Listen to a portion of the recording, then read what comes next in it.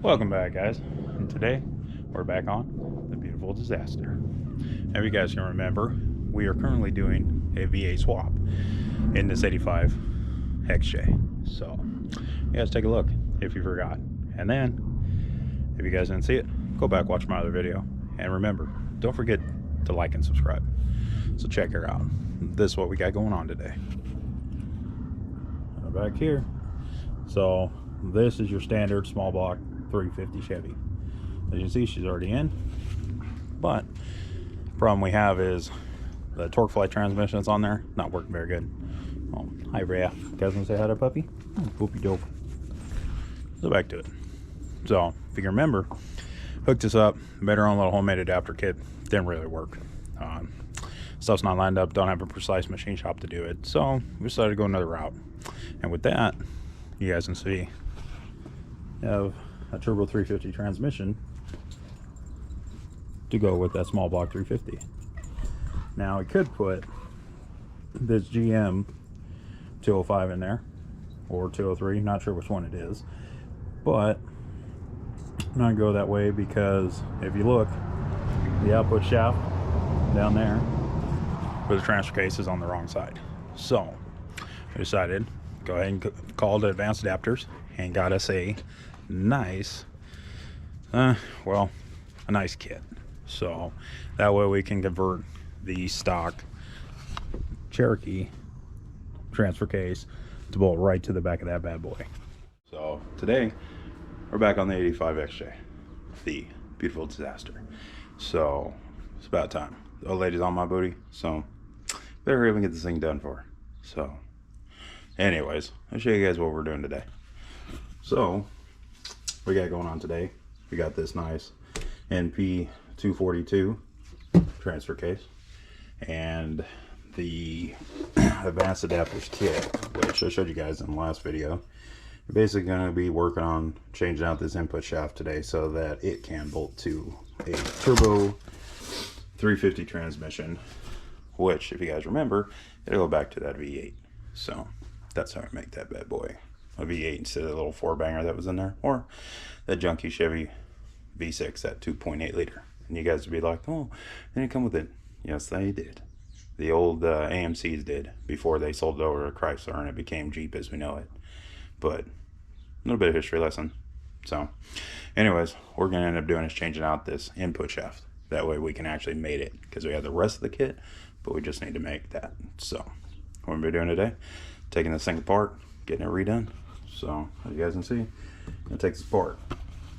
Now I've already popped this off, so basically you guys are going to use your 12 millimeter, take these off, and this is just in case you guys are going to end up changing this out.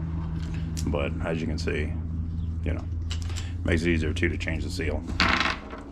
But as you guys can see, I already put it in there. There's a little pry spot right here that you guys can use. I've already taken this out, so they're just siliconed on. What I can see, yep, just silicone on. As you guys can see, the silicone in there.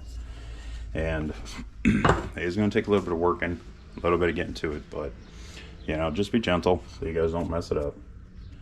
Just a little screwdriver in there, kind of wiggle her back and forth, you know, just like this. You guys can see, just kind of put it in there and just wiggle it so you can get it to pop.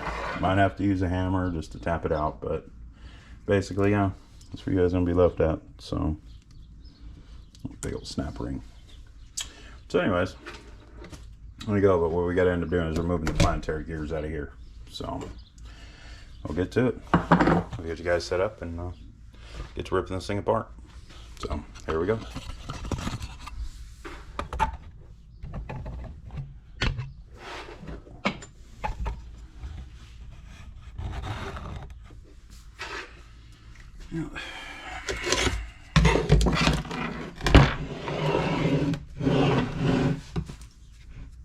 Before anybody asks, yeah, it's empty.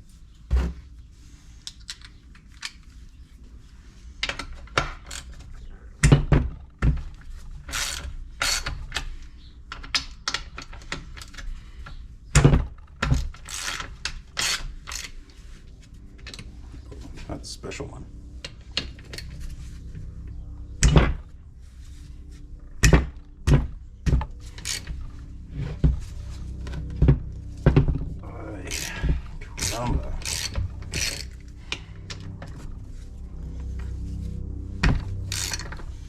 Man, this thing don't fall apart.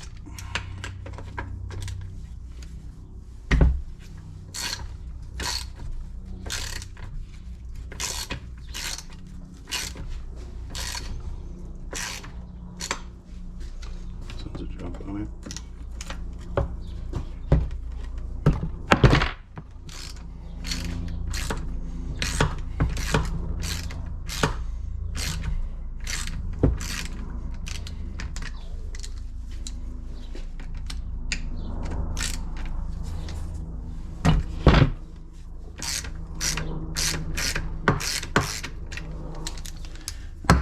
Time to cheat.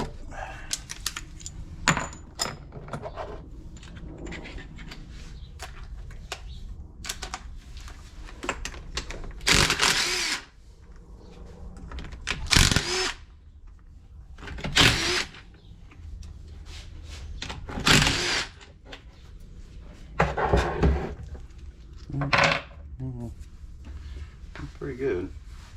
So far, so good.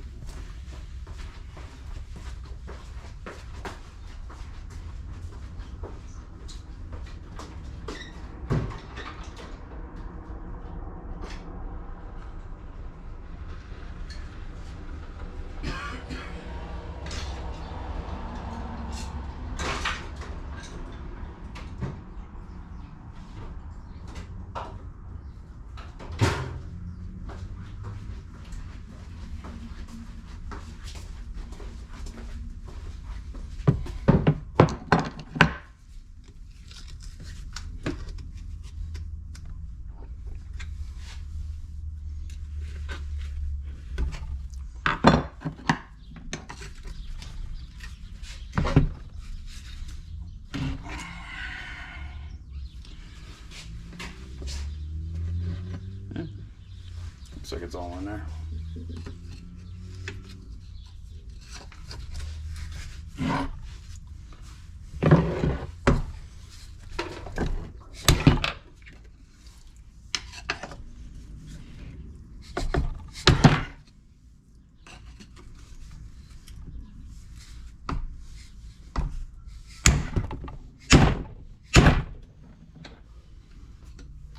Bad boy's glued on there pretty good.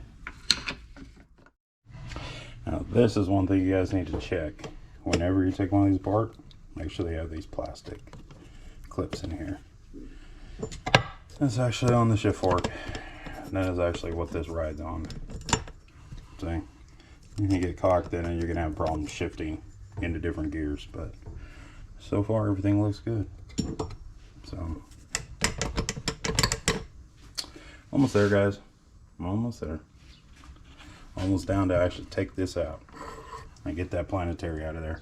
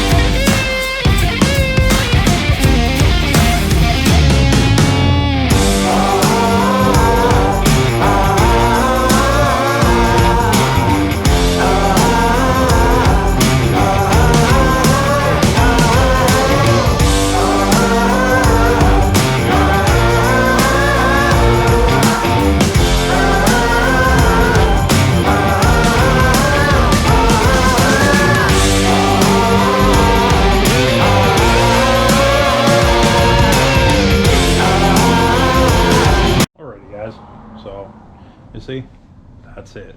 She's done.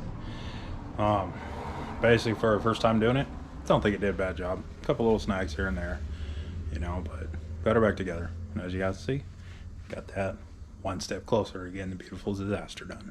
So, check it out. Our old 21 spline input, brand new 23. And looks like we did it right. It works.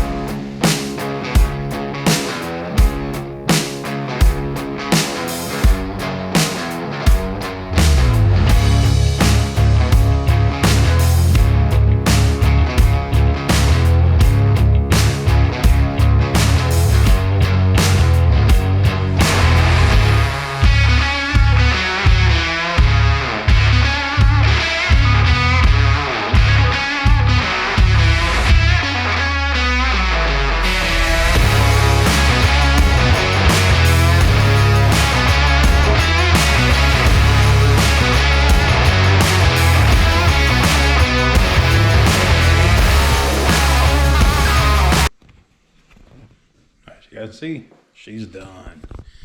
Yes, sir. So, before you say anything, and I know, yeah, a lot of you guys, you're not there with the pink. But, there's a story reason why it's pink. Yes, I know. Before everybody goes and says, but your valve covers are green on the engine. They're going to change the pink too. I just ain't done it yet. Why? Just haven't. You guys seen, working on Petunia and everything, you know, did that engine and everything on that car. So now we're back on the XJ, and the story behind it, the reason why this is going to be pink is because we've named her the Beautiful Disaster after my wife. It's going to her. It's going to be hers. No longer mine. I gave it to her. She used to have a 99 Isuzu Trooper, one of the higher end models and everything like that, which had the torque command. Beautiful, beautiful truck. The Achilles heel of that truck is the engine. They work great if you're just normal, like overlanding or day-to-day driving, whatever. You know, you take care of them, they're good. But the problem with this thing is the top was cut off, the, you know, thing was caged and everything like that. Back end was cut too. Looked just like the Beautiful Disaster in the back, but it had the two doors still open. And that was her truck that she bought. We bought it with a blown engine, put an engine in it, everything like that. And well, after putting 3 engines in it, I got tired of it. Because we'd take it out one time, maybe 2 times, and it would just come back knocking and everything like that. And theory is with that, there was no baffles in the oil pan. So we start getting on a little bit of a steep angle. Of course, all that oil runs to the back because the sump's in the front. And we would just toast the bearings, starve them from oil. And basically putting in a couple of, you know, well, a couple engines. So that being said, decided when I bought the Beast for myself that we get rid of that other truck. And so then I told her, you know, she's a little sad. I told her, I'll give you the Gypsy, which is what that one used to be. And everything, because it was mine, was all green and black. So now that we're changing over, she's not a big fan of green. And the nickname to the Trooper was hers. And so now we're building hers 2.0 for her. So, sorry for that, guys. Battery dead. But like I was saying, you know, go play with that truck once or twice, and the oil would run away from the sump, go towards the back of the engine, get starved, and yeah, kill the bearings. And then 2 times coming home, threw a rod on the thing, and it came back on the tow truck, and I just told her I'm done. So we turned around, got rid of that one. I gave her the 85. Just because it's similar, her back's cut off and everything, and she liked it. Similar roof rack, everything. So now it's hers. A little bit shorter than the Beast, but it's perfect for her, especially after having knee surgery, you know. And she won't do anything as crazy as me. But with that being said, as you guys can see, we finished. So I'm gonna go from green and black to pink and black, just because it's hers. So, but until next time, that's it, guys. If you would really kindly do me a favor and like and subscribe to the channel, help us grow this thing bigger. I mean, I hate to be one of those guys, but that's it. And if you guys want to follow along with the build, subscribe. That way you guys don't miss not a one update, one episode, or nothing on the build on this Jeep, because a lot of people want to do it. Not everybody does it. And of course, not everybody goes LS and all that stuff. This is one way that you can do it, especially if you're doing it on a budget like us. So that's it. Until next time. Later, heathens.